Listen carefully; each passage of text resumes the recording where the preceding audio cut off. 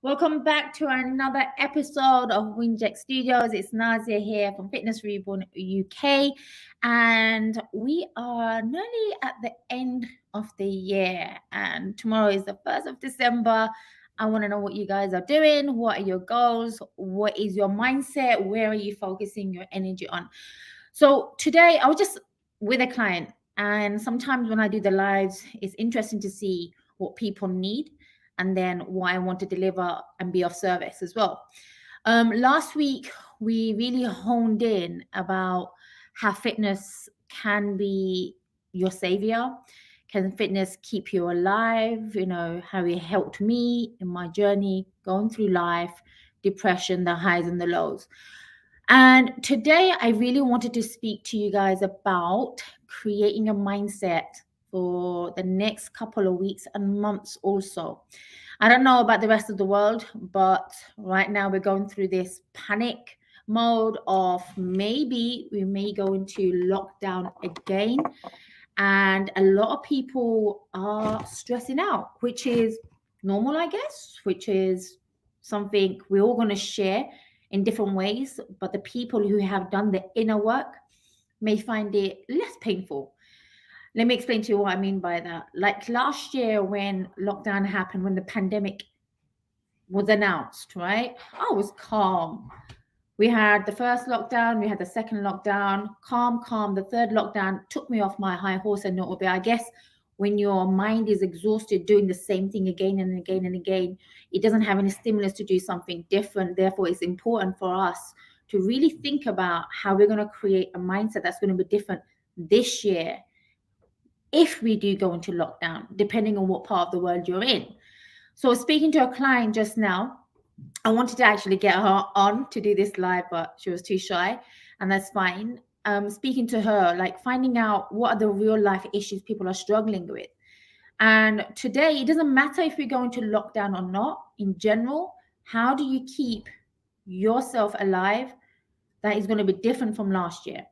And there are a few things I want to speak about. I want to keep it nice and short and sweet so you guys can take the information. If you have any questions, please ping me and I'll be more than happy to help you guys along the way as well. Today, what I want to do is probably give you some solution based answers to what you can do and implement in your life and make it a declaration that this is going to be a part of you from now going on till next year, New Year's Eve, New Year goals, whatever we have going on with these fitness trends as well. Fitness is going to be a huge component. Last year, we saw an increase in fitness equipment, home equipment being sold. We saw a high increase in people going outside training because we had no choice. And there was good and bad in that because it allowed you to understand and take control of where you are.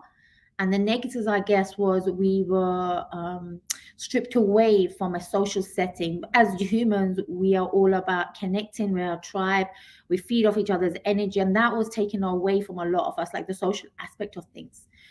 So if you are somebody that struggled with lockdown last year because whatever reason it is that you didn't pay attention to your fitness, your mental health, more importantly, your habits and your routine, then this year I want you to really become aware.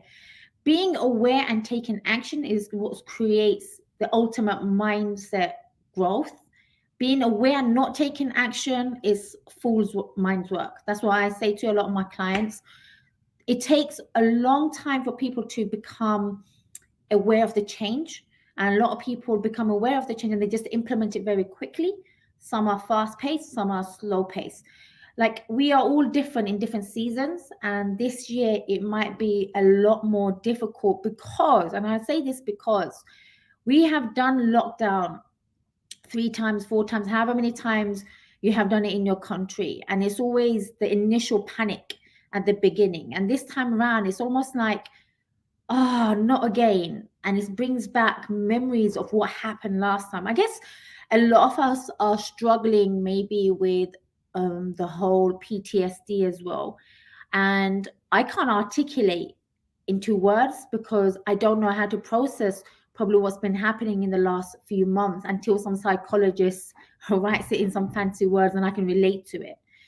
So if you're somebody who's been sat at home and working from home continuously for the last 2 years, I want you guys to pay attention because this is going to be very important to you as well. So what we know about the brain is a pattern recognition organ. Okay, from the moment you wake up, from the time you go to sleep, you think you're in control, but you're not really in control. It's your subconscious mind driving you. It's literally your boss. The brain needs stimulus. It needs to be kept alive by doing different things. So your environment is going to be a huge impact. So if you are working from home, you're training in that same spot, you're making food in that same environment, you're going to sleep in that same environment, you're trying to be a partner, a parent, it's all going to be too much, right? So I want you to now start thinking about how you can actually separate these little things. You can either create an office, make sure you do your training sessions, maybe somewhere in the park, find somewhere that you feel comfortable, find a routine that works for you. If you are a full-time parent, start implementing changes that you can do with your child, and what can you do to keep your child active and happy as well. Start thinking about the foods that you're going to be eating now as well. I think this is the most underrated one that we haven't probably given much thought, because mental health, we don't even know what the stats are at the moment of how the COVID had a huge impact on people's mental health. And I don't care how rich you are, how pretty you are, how whatever wealthy you are, everybody struggles with mental health because we all have a mind, we all have a brain. At some point, it's going to be always changing forever. Every day is changing. So you must take into control of the food that you're eating now, and not just ordering food from outside, Uber Eats, just eat. They're going to be making a killing regardless, and you're going to be sat there eating foods that's creating a low vibration, not allowing you to become your best self. Food also has a huge impact on your emotional well-being. Okay, so for us to really take control, you know your body more than anybody else, more than any doctor, any surgeon out there. It's you. You are living here and up here, and you're going to be living in this body and this mind till you go to the grave, right? So start writing down some new outcomes. Tomorrow is the 1st of December, and I always love using the first day of the month just to set some new goals, things that I didn't do so well in the previous month that I can actually do better in the next month, or actually try and do something different. Create a way of finding how you fit into your routine, and that's very important. Delete the comfort apps. That's very true. Cooking food can be very therapeutic. We make time for what is important, absolutely. And if you think about what happened last year, there was a lot of things we were resisting in our personal emotional life as well. And I think that's been haunting a lot of people throughout the year, because therapy work has gone scoring high, and it's good people are getting therapy, because it's time that you became aware of what's going on in the inner work that needs to be worked on. So that's that, first of all. And then the other one that I've got written down is, I want you guys to really create some affirmations this time. Affirmations are a great way for your subconscious mind to be recreated. It's a great way of you implementing something new. The brain only does something based on practice before it becomes a habit, a good habit, and it takes a lot of skill. And again, this word practice keeps coming into my thoughts, because that's all it is. Keep practicing affirmations for you to get out of your comfort zone as well. Okay, there's no point in people, and I see this all the time, when people say tomorrow is going to be the day I start, and they don't make that change. But if you were to say something in terms of an affirmation, today is the best change I'm going to make for myself, today is this small change I'm going to create, whatever it is, and you carry that through, it automatically pulls you rather than you resisting and pushing with it. Okay, and a simple example I give to you is, here is, every time I see clients they will always come back after a weekend. Oh, I slipped here and it didn't go too well and I didn't exercise. But if they made it a part of their practice every single weekend, to put in an hour of maybe walking, the most simple thing that you can do when it comes to exercise, that is a way of you becoming in control of yourself, your thoughts, and whatever it is that you want to do. So this is what I'm going to leave you guys on today in terms of finding out who and what you are about. Is really take some time out today maybe to find out what worked last year and stick to it. Do not disregard what's already working. Just keep that going, because that's going to be your base foundation to implement other changes on top. The brain gets really overwhelmed when you try to make too many changes. So if you are in a part of the country where lockdown is happening or is happening right now, in terms of everything shutting down and we have no clue what's going on, the uncertainty will make us panic a little bit. Nobody likes uncertainty. We all like to be certain of what's going on. And right now, the way the government's going on different parts of the country is keeping everybody on this high alert, this panic, this fear thing. But at the same time, when you are in control of your mindset, of your physical health, of things that spiritually give you life, you will have less pain, less suffering to go through the next lockdown, maybe. And it's so important for us to engage in conversations with ourselves to find out exactly where we are right now and be absolutely honest with who we are. And the key word I guess I'm looking for is acceptance. Without acceptance, you cannot move forward. I'll give you a nice little example again. Like when I had this client, at the beginning, it was hard for her to accept that she was a size 18. She had let herself go. We don't work around the specific goal of weight loss. We have to accept that this is who she is now and visualize the outcome at the end. You have to be in the end before you can even see it or feel it. And I think Neville Goddard speaks about this so beautifully. All right, attracting things before it's happened, having faith that it will work out. And the beautiful thing about lockdown, I think I'm talking to myself here, is reassuring myself is we now have experience of these lockdowns.